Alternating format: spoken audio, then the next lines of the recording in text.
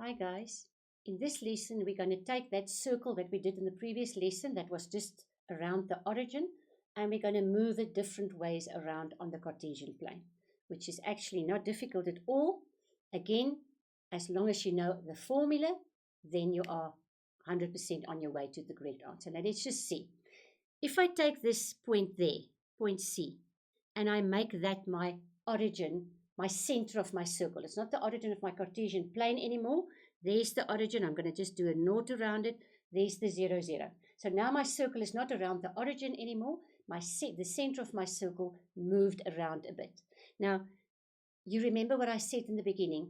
Circles are about the radius. The radius is the important thing. So in this case, the radius is PC. So that length there forms your radius. And all over on this circle, that radius is exactly the same. So if I want to write down the formula for the length of my radius, you know by now length, we have the square root there, because I don't want PC square, I just want PC. I take x2 minus x1, and I take y2 minus y1, and I square it, because remember, I need the difference between those two x's to find the length, and I need the difference between those two y's to find the length of that y. And if I write it neatly, it looks like this. But now I can replace the PC with a r, because it forms the radius. So if I do not like that square root on the one side, I can just square both sides. So if you look at this formula here, this is actually the formula for a circle if I moved it around on the Cartesian plane. Can you see it is still x squared plus y squared is equal to r squared. It's still my Pythagoras. The only difference now, because my one coordinate wasn't 0, 0, I have another coordinate that I have to subtract from the x's. Now what we've done, as we always do in maths, we give ourselves little symbols that represents a specific thing all the time. So what we've done an A and a B there, so that point there. And we use the symbols A and B. It could be anything, but we've decided we use the A and the B for the center of the circle. And you'll always find the center of the circle there after the X and after the Y. Just be very careful. So I'm going to warn you before we even start. If I say X minus A is equal to 0, then X is equal to A. You remember we did this previously as well. The same with the B. Y minus B is equal to 0, then Y is only equal to B. Now, nobody told you to solve that, but in order to read off the A and the B in the correct manner, in my mind or on a piece of paper, I can do this. And then I can read off the A, and I can do that for the Y, and I can read off the B. And I can put it in a coordinate, because that always forms my coordinate of my circle if I moved it around on the Cartesian plane. So this formula here is now the formula that you need to know if the center of my Cartesian plane is not the origin of my circle anymore. Because it moved around, I need to find the x value. So it's x2 minus x1. And I need to find the y value. So it's y2 minus y1. We just decided to make the x1 and the y1 an A and a B, so that in the future, you can just use the letters A and B, and that will represent your origin. Not your origin, your center of your circle. Good. Let's rather do an example. Always easier if we have an example. Now, they gave you a point, 6 and minus 4 on the circle, and they gave you the center of the circle. So there I've got now a point, and I've got the center of the circle. What do I always do? I write down, actually, a sketch is always good. Now, I do not know how the sketch is looking, but I'm going to do a very rough sketch. Remember, you don't get marks for that, but it's good to have an idea. Then, so the sketch, roughly. Then, equation. We always write down the formula, the equation. Why do we do that? Because we want to substitute in there. Now, these are actually the questions, but it's just as the steps that we follow. Once we've got the equation, we just substitute values in there. And then they've got a few other questions. We'll get there as we go along. So we're going to start off with the first question. Draw a rough sketch. Now, all they gave you was that point, 6 and minus 4. That was the point F. Roughly. Now, this is measured accurately. You really do not do that. You just guess 6 and 4 is approximately there. The other point was 3 and minus 4. Again, you just check the F and the, what is the other point? I didn't even say, it's the center, so I'm just going to call it a C. The center and this F point lies on the same line, because the line is where y is equal to minus 4, because in both cases, the y was minus 4. Good. Now to draw a rough sketch, I can actually see there's 3 units in between there. So approximately I always use a dotted line, all around there, roughly, all around there, you're going to draw a circle that is approximately 3 units away. So I can actually see, because that one is on 3, this one needs to touch there, because it should be on 0. Because remember, the radius all over is the same length. But it's no issue if you draw it according to scale or not. It's just to give you an idea. So once I've got my rough sketch, I can go to the next question. Determine the equation of the circle. And the minute I read a word that I know a formula for, I write down that formula. So what is the formula? R squared is equal to x minus a squared plus y minus b squared. Remember, it's actually only Pythagoras. This represents the x distance. This represents the y distance. So it's actually only Pythagoras. R squared is equal to x squared plus y squared. The only reason we've got an a and a b there, I need to find that x's length and the y length. And can you recall what the a and the b stand for? We use a and b for the center of my circle. And they actually gave me the center of my circle. They gave me 3 and minus 4. There I read it. The center of my circle is 3 and minus 4. So I can go straight away. Did they tell you what the radius's length is? No, so I can't substitute the r with anything. I'm going to leave the r just where it is. R squared is equal to x minus, now what was the x value of the origin? It was just 3. Square. Don't forget the squares. Y minus, what was the y value of the center? It was minus 4. Square. Be very, very careful that you do not leave out the square and that you do not forget the bracket, the empty bracket where you need to fill in the minus 4, because in the end it's now going to become plus 4. Good. But now I still have one unknown. One unknown. Remember, the x and the y's need to stay in my formula because that forms my function, my circle. But I need to find the r. What do I always do when I've got one unknown? I substitute 1 point that is on the circle. Did they give me a point on the circle? Yes. So I'm just going to write that point here, 6 and minus 4. So I'm going to rewrite my equation, but now I'm just going to substitute the x and the y with the point that they gave me. So I leave the r squared there. X will be 6 minus 3 squared. Y will be minus 4 plus 4. And the square is on the outside. Remember that minus times minus gives me the plus there. If I simplify this, I get 6 minus 3 is 3 squared, which is 9. Minus 4 plus 4 is 0. So it's just plus 0. So r squared is equal to 9. The minute I found that, I can just write down. Therefore, x minus 3 squared plus y plus 4 squared is equal to 9. I'm not going to square root it. I'm just going to show you where this is all coming from. There was my step where I filled in all the values before I found the r, but now I found the r squared. So I'm just replacing the r squared with 9. Be careful that you do not square root it and write 3, because my formula states Pythagoras, x squared plus y squared is equal to r squared. And we like to put the x and the y stuff on the left-hand side and then the 9 on the right-hand side, just because we're used to it. It's no train smash if you don't do it that way, but there's the formula that they asked. So now you can go and retry it on your own. Write down the formula, fill in what you have, and there's your answer. As easy as that. Let's just see. That was question 1. 2. Question 3 and 4. Now, all these answers are written at the end neatly, so I'll show you in the end what all the answers are. But for question 3 and 4, I just rewrote my equation here, because most probably we're going to use this equation. It depends on what they're asking. So what are they asking? Does this point lie on the circle? They could just as well have asked you, show that this point is lying on the circle, or prove that this point is lying on the circle. But if they say, does the point lie on the circle, it doesn't mean it necessarily does lie on the circle. So I need to check it. How does one check something? You do one side at a time.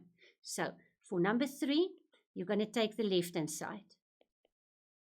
You may not at all write down 2 sides simultaneously, because then you are telling it is lying.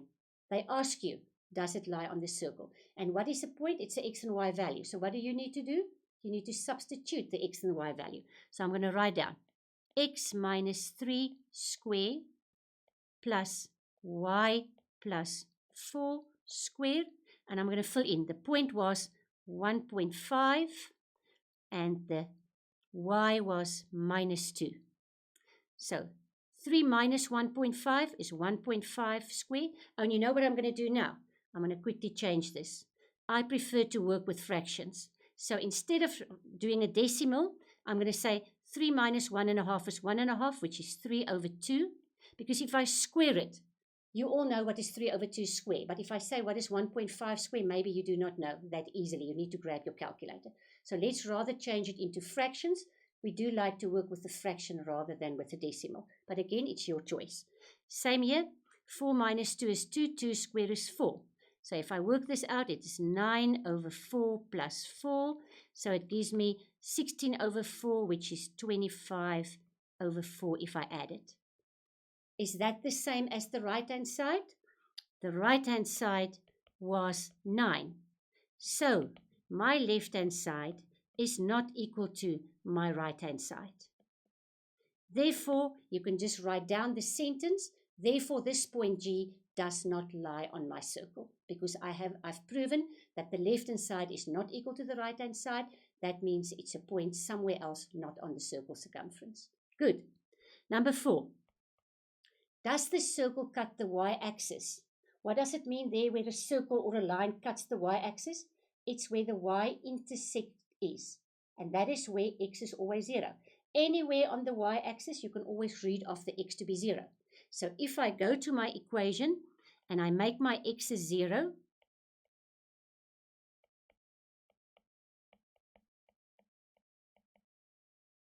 then I will be able to find my y-intercept. You agree?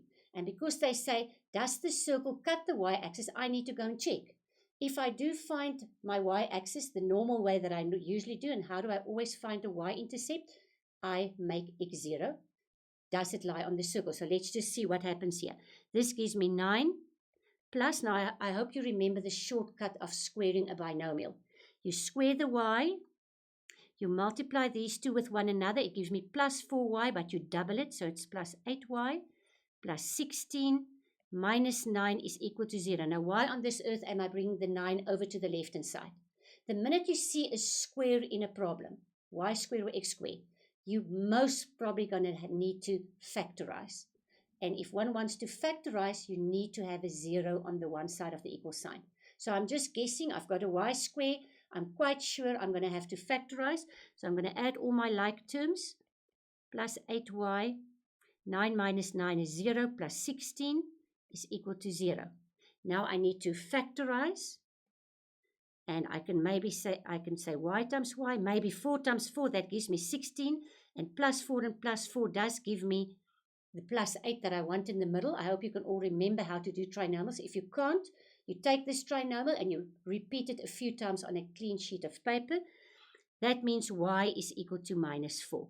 That means there's one y-intercept, and it's exactly there where y is equal to minus 4. Now, if we go back to there, you can actually see previously when I drew the rough circle, it actually showed me that my circle is supposed to just touch that point minus 4. It doesn't go through the y-axis twice. That's why we do not have 2 y answers, only once. And I actually saw it now when I worked out there y is equal to minus 4. So now you will just say, yes, my circle does cut my y-axis. Good. Let's quickly take this off so you can go and redo it on your own without looking at the answer at all beforehand. And then once you've done it, you'll see there's the nice drawn circle. Again, you do not draw it to scale because you do not have time to waste in a test or exam. A very rough circle. There's the answer. And there we tested. And we saw it's the right-hand side is not equal to. And there was the last question. The circle cuts the y-axis on 0 and minus 4. So they just wrote it neatly now. There is a y-intercept where x is 0 and y is equal to minus 4. Good. The last example. Now this one, if you look at that fat formula that you see in front of you, it looks quite daunting and complicated. That's not what I know at all. So let's just read what they ask. Determine the coordinates of the center of the circle and the radius. Now quickly in the back of your mind, what is the formula that you know that is supposed to be here? Let's write it down here. The formula is supposed to be r squared. Let's do it on the left-hand side. X minus a squared plus y minus b squared is equal to r squared. That is the formula that you know for a circle. Now, that is not at all what I have here. And now we're getting to a little bit complicated stuff that is actually not complicated at all once you learn the method. The one little sentence that I'm going to tell you just now to get to this original standard form of the circle with origin not at the center. So we need to get at that green formula that you see on top of the page. But mine doesn't look at all like that. So what I need to do, you agree with me, if I multiply that binomial out, I will get a trinomial. The same with this one. If I multiply that binomial out, if I square it, I will get a trinomial. So we're actually going to do a reverse problem. Now, reverse problems are not difficult at all. If you can do the problem, the previous ones that we've done up to now, which you could, they were very easy. It's just as easy to do a reverse problem because you understand what you are doing. I need a trinomial now with x's that will form a squarey thing. And I need a trinomial now with y's that will form some squarey bracket. So I'm going to take all my x's. 3x squared plus 6x. Oh, but I see something now. If you can recall back to, I think in grade 11 when you learned completing the square, you'll remember that I can only complete a square if there is a 1 in front of the x square or the y square. So I'm going to still do it. I'm going to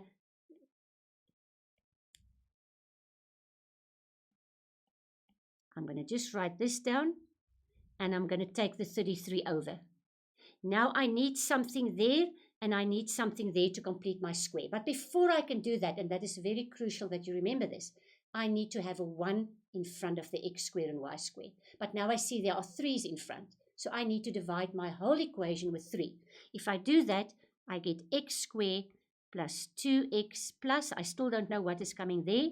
I get y squared minus 4y. I still need something there, which I don't know what. And I've got 11 now, because if I've done it correctly, my whole equation now from left to right on both sides of the equal sign, I divide it by 3. Now, how does one complete a square? Once you are sure you've got a 1 in the front, now this is the sentence you need to know off by heart. You add the middle term's coefficient, half of that, and you square it. So I'm just going to check here. 2 is my middle term. Half of 2 squared. That is what I need to add. And what is half of 2? It's just 1. So I need to add 1 square. Now, I know 1 square is only 1, but I'm going to leave the square there. I'll show you why. This is still a plus in front of the y square. What is this second term? This second term was minus 4. But I need to take half of the second term squared. That one gave me 1 square. This one gives me minus 2 square. So I'm going to write there minus 2 square.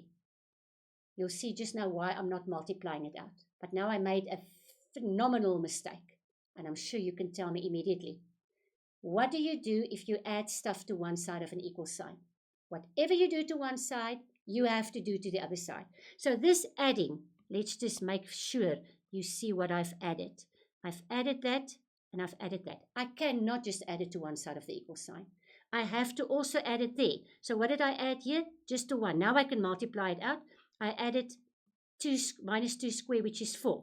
So on the right-hand side, you can multiply it out and you can just write down the answer. So in the end, on my right-hand side, I have 16 I'll have 12 plus 4, which is 16. But now on my left-hand side, this trinomial here is supposed to now form my squarey bracket. Because we did a reverse sum, we did a funny little sentence. We took half the second term with its sign and we squared it. And that's where I got this from. The same here, I took half the second term and I squared it. Now, when I do my bracket, and that is why I wanted you to leave the square. I know now there needs to be a square on the outside. So you leave the square there and you only write down the x underneath it. You leave the square down there and you only write down the plus 1 underneath it. Now, if you want to double check, which you should actually do, especially if there's leftover time, you quickly multiply out x plus 1 and x plus 1, and you'll see you get x squared plus 2x plus 1. But now you've got the format of your formula right on top of the page. You do the same with the y's. This trinomial here will form my squarey bracket that I need for my circle. So I'm going to write down my squarey bracket. Underneath that square is just a y, because remember the square is now there on the outside. Underneath that square is a minus 2. Can you see why I didn't multiply it out? If you multiplied it out and you said minus 2 times minus 2 is 4, you would have forgotten that it actually was a minus originally. And then you will not have this minus sign there. And then your whole sum will be wrong. Because remember, now it is the format that I've got on top of my page. Now I can just read off. A, B is my center. And I can read off the AB. Let's just see if you can do that. What do I read off there? Plus 1 or minus 1? If you're not sure, whenever something is in a bracket, either in your head or somewhere on a page, quickly take it aside and see, oh, it's actually minus 1. That one I can read off easily because it's y minus b, so the b will just be a 2. If you're not sure, you take the y minus 2, you put it equal to 0, y is equal to 2, and that is where you get your center coordinate. And what else did they ask you? The radius. What does that 16 stand for? For the r square. But you don't want r square, so you're going to write down r square is 16. They asked me the radius. So I need to square root both sides. And if you square root both sides, there you have it. And there's your whole sum completed. This is a for sure, definite exam question. You are definitely going to get one where you need to complete the square because they are testing lots of skills. So you need to know that sentence. I take half the second term squared and I add that to the x squared equation and I add it to the y squared equation. But just remember, if I add it on one side, I have to add the same on the other side as well. And there's your sum's answer. Good. Seems like a lot of stuff. As long as you remember your formula for a circle, and as long as you remember how to complete a square, there should be no problem. So if you went and you retried it, I'm just going to quickly here. Let's just get my pen back. Here is the most important part. And that part is the most important part. You add half the second term squared to the x squared equation and to the y squared. But very important, both sides. I can't stress it enough because I do it as well if I'm not concentrating. We tend to forget to add it on the right-hand side because we're so busy with this completing the square that we forget to add it. So if you see there, everything is done, both sides it's added, and then you can just read off your center and you can read off your radius.